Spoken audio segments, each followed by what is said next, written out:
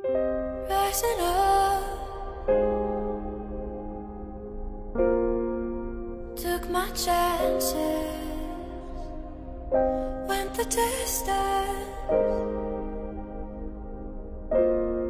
will to survive. So many times you trade your passion for glory. Don't lose your grip, keep them alive. Take off 2025! Take off 2025! Take off 2025! Take off 2025! Now elevate! And he's watching us all with the eye.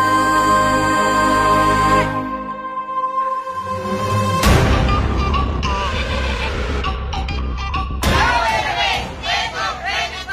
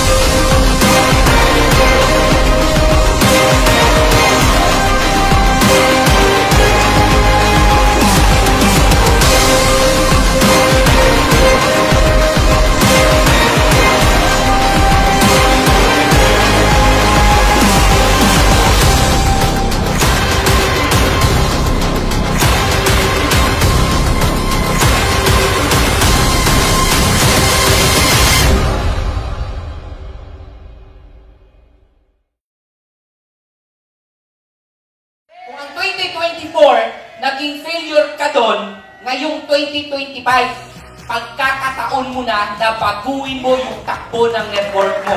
Mararamdaman ko yung mga tao na yan, nakikita ng milyon-milyon dito sa Tao Elevate, kapag tumayo ka! Congratulations to you!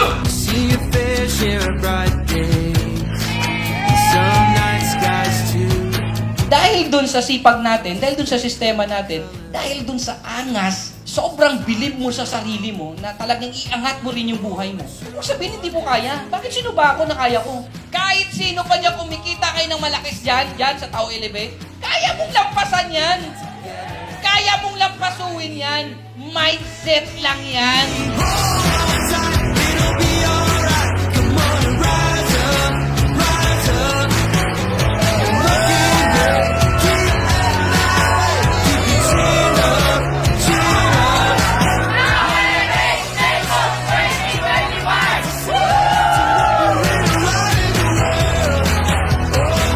Kasi pag wala kang purpose at nag-i-enjoy ka lang habang nag-training kasi mga ganda mga sinasabi, guys, maniwala ka po, wala pong direksyon ang network mo. Kaya napakalaga po ng direksyon. Kapag alam mo kung ano ginagawa mo, ang tawag dyan ay direksyon. Kaya sa mga mag-uumpisa ngayong 2025, kapag tayo ay may mga kinakandak na trainings, wag na wag papasok sa isipan mo na alam ko na yan. Aalisin nyo yan. Kung talagang gusto nyo mag-take off ngayong 2025, tatanggalin nyo ang mga karakter nyo na ganyan, alam ko na yan attitude.